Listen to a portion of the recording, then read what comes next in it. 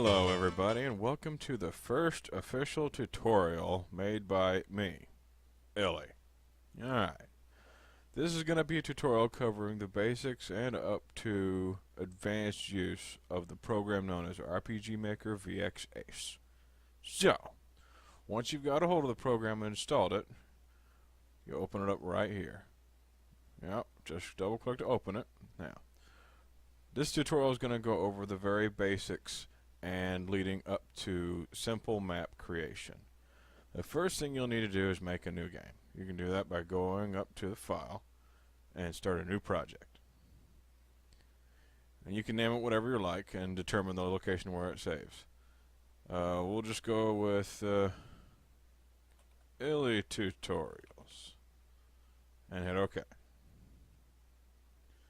It'll come up with a very basic layout, a small map with a world map chipset, or map set rather. Now, I'm going to run through the very basics of the buttons and what they do in this tutorial. So, File. Under here you can open a new project. Generally you'll use another button to open projects, but I'll cover that when we get to it. This is also where you would go when you want to export your finished game to upload to wherever it is you upload your games to. And you would do that by hitting compress game data. Yep. And you can include the RTP data if you want, which the RTP data is all of the files that come with the program to use, like the graphics that come with it, the default like sound effects and music. Those are all in the RTP data. And that's how you export your finished project. Now, let's go to the Edit tab. These come up with a lot of little options that you've seen before. Most of them have to do with the map making itself. Like if you put down some grass, you can cut it, copy it, paste it, etc., just like you could in like a regular graphics program. Mode. This covers the different types of things you'll put on your map. I'll go into more detail of that later when we go with the different mode settings. Draw. This will determine the type of tool that you want to use to lay down like grass or water or mountains. Pretty self-explanatory there, but I'll go into details when I get to that point. Scale. You can use this to change the size of your map. Like if you have a really big map, you can reduce the scale so you can see more of it. And it goes all the way to 1/8 of the size. Yep. Tools. This covers a lot of the buttons that you'll use for some of the more advanced stuff once we get to that. Game. This is where you'll go if you want to test your game. You can choose to launch it in full screen or show the command console or open the game's folder location. And Help opens the Help menu. Now we'll go down to the buttons. A lot of these buttons are simply what's up here in the tabs. They're just easier to access. Like you got your new project, open project, save project. You got your cut, paste, etc., etc., etc. Essentially anything that's up in the tabs is going to be down here in the buttons for easy access. We're going to go ahead and start with this, Manage Project, because that's an important one. Generally when you make your first game, and whenever you make a new game, you'll go to the new project. And that's the only time I ever use this except for compressing the game data. Generally, I'll just use the Manage Project button, because when you open that, it'll show like your save path and all the games that you have, and you can open them just by double-clicking on one and pulling it up.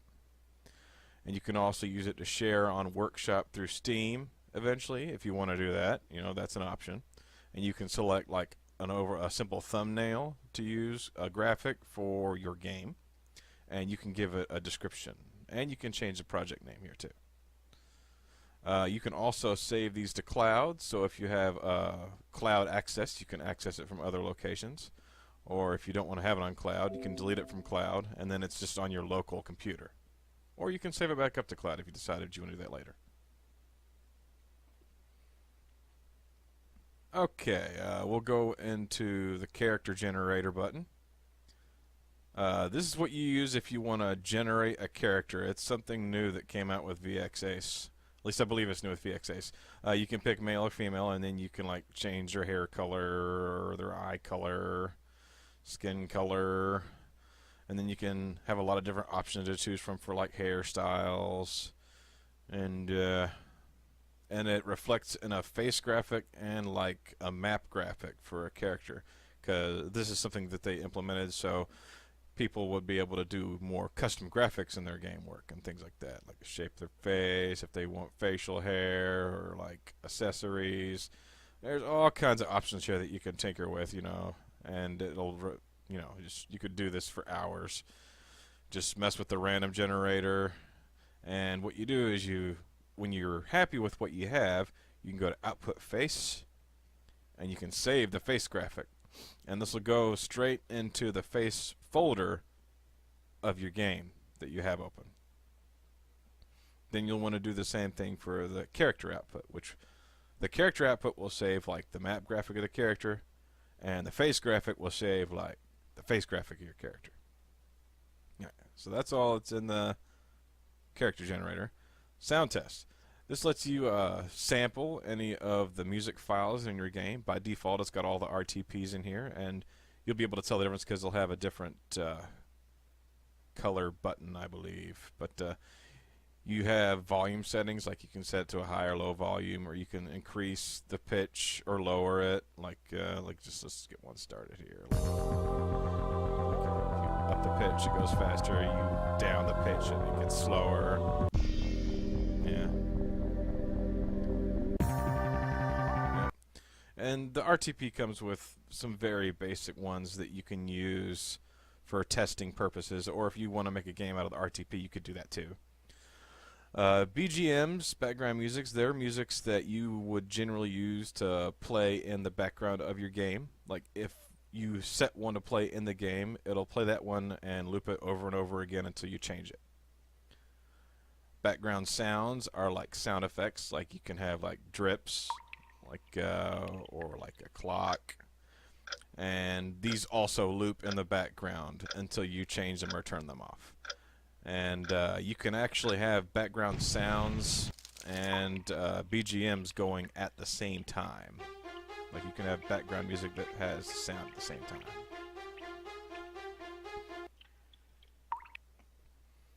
MEs, these are essentially a lot like your BGMs, except the difference is that they only play once and then they stop. So you got like if you find like a special item, or like if you win a battle, and that's what the MEs are for. And then you have your standard sound effects. These are sound effects that'll generally only play once whenever like you make an attack in battle, or you want to have it like play a sound when you open a door or something like that, or like a spell or whatever. And that's generally the sound test. You can play these in the background while you're working on your game too.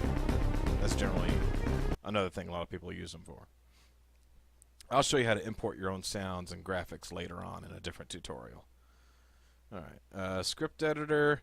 This is where you want to go if you want to edit any scripts. I'm not a script editor personally, but there's a lot of tutorials out there that cover script editing. What you can basically do with this is you can change anything, almost anything about the game that you can't do normally. Like there's a lot of different tutorials, like you can make custom battle systems and custom menu systems and things like that. Resource manager. This is where you want to go if you want to import new graphics. Like, say you have some characters that you made or got from a graphics pack that you got. You can go to import, go find the file, and then import them directly into there. And I'll cover this detail more later when I go into the graphics tutorial. Same with music. You can go find music to put in there. Alright, and then there's the database. And the database is a whole different monster that I'm not going to go to in this tutorial. I will have a section specifically for the database because there's a lot of information there that can get very complicated very quickly. Okay, first thing, well, I think that's about it for the basic tutorials. I think I'll go straight into the basics of making a simple map. So we have our tool options here. Like, let's start with pencil. Say we'll stick with the basic size here. Like This little graphic in the middle represents your character start location. So whenever you start a game up, that's where your character will show up on this map. And you can move that to other places with event working, which I'll cover events in another tutorial. But right now, let's pick some of the options here. Like a lot of the left side of these maps are connected. Like, for what I mean by that is, like, if you place grass around, you can see dirt appear on them, and they kind of connect, like in a design that you make like that. And a lot of your graphics on the right side that you can see that have the dark blue and light blue backgrounds means that they're transparent. Means, like, say if you take a tree here, you'll only get the tree where you put it. You won't get like the blue black because that's invisible or transparent. And you can add like some woods, or you can add like a mountain, or like a hole, big hole. There we go. And this comes in different what people call layers. Like you get your A layer, you get your B layer, and the B layer generally goes on top of the A layer, and they don't interfere with each other, so to say. Like, let me get a castle piece here, or a house. Here we go, like a little stone ruin thing. Like, say you put that there. Now that can only be affected when you're in this second layer, the B layer. Like I can put another one down. Now it doesn't affect what goes on the A layer. So if you like click the transparent, you can remove them, and the layer underneath it is unaffected. Same with if you go to the A layer and you change it to like a desert, it shouldn't affect the B layer. But sometimes it does, depending on how you have the layers set up. Like one will override another one. The same with like the grass and the trees of the transparent section. Some things won't get affected, other things will. Like I can put these rocks down here, and if I throw desert over it, it'll get rid of them, but not if like I put like ocean. But yeah, there'll be some more details covering the layers when I get into the graphics tutorial. Right now, I'm going to go to the details of the map creation. Like, let's make a new map. To make a new map, you want to right-click on like your game name and hit New Map. Then you'll come to the details here. You got the encounter side, which you can double-click and add monsters to, which the game comes pre-generated with some monsters in there. Let's throw a couple of slimes on there. The weight is essentially the frequency at how often the monster shows up. Like, it's based on steps. Like, it'll randomly generate how many steps and you'll run into that encounter. And then you can set the range. You can specify that it appears on the whole map that you create, or you can specify like a section on the map by region ID to where that encounter takes place if you only want it to be like on a part of your map. So we'll put those there. And the weight, oh, I may have been correct. The steps average is down here for encounter. The weight is the likelihood that you'll run into that encounter. Like, if you want to have like bats and they're a rarer thing to come across, you'd lower the weight. So with a 20, they'd be a lot more likely you'll encounter slimes than the 5 for the bats whenever you happen to come into a random encounter. Now, name. This is pretty self-explanatory. Just name of your map, and then display name. The display name is another feature that I believe is new to VX Ace. What it does is whenever you transition from one map to another, if you have a display name here, that name will like pop up on the top left corner of the map. So we'll put like the same name there, and we'll be able to see that more when I get into eventing, because that'll involve map transitions. Tile set. This is essentially the name of your map graphic that you have made, and you can customize these in the database. So we'll go with interior, like actually we'll go with exterior because we're gonna have a little town. All right. Width. This sets the X and Y coordinates size of the map. So let's go like with 20 by 20. Scroll type. This is essentially used if you want your map to loop in a direction. Like you go all the way to the left, and like you'll come out on the right side of the map, and you can just keep going forever. That'd be the horizontal loop. You can have like just up and down, left and right loop, or you can have them both loop if you want. The battle back, specify battle back. Well, what this does is there's a list of graphics called battle backs. And with VX Ace, you can mix them up because you can have like a bridge or a castle as the back part, and as the front part have like rocks or, you know, wood or whatever. There we go. We'll make a bridge. And what happens is whenever you run into an encounter on this map, it will have that specific battle back. And we've got the auto change BGM. What that will do is whenever you enter the map, it'll automatically play a BGM of your choice that you set for that. Same with the background sound effects. Like if you wanted to have it where it's raining automatically or has drips, well, we'll leave that one blank for now. VX Ace also has the option for dashing. I believe it's the shift key. I will confirm that once I make sure of that. But basically you can hold the key and dash around on the map, and you can click this option if you don't want players dashing. You can also create a parallax background.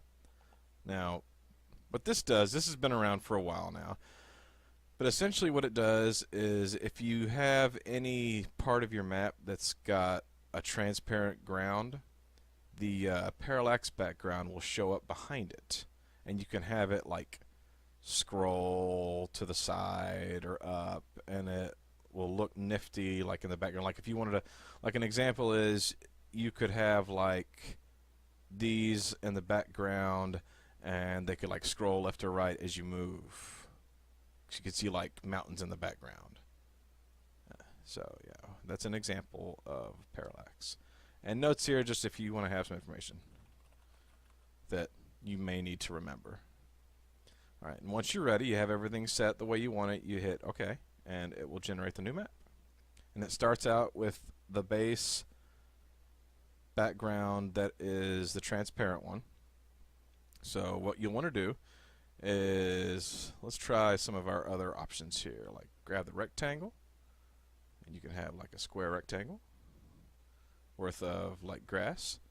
And then we'll like put some stone in. We'll use the fill tool, and that'll fill in everything but the tile you have chosen.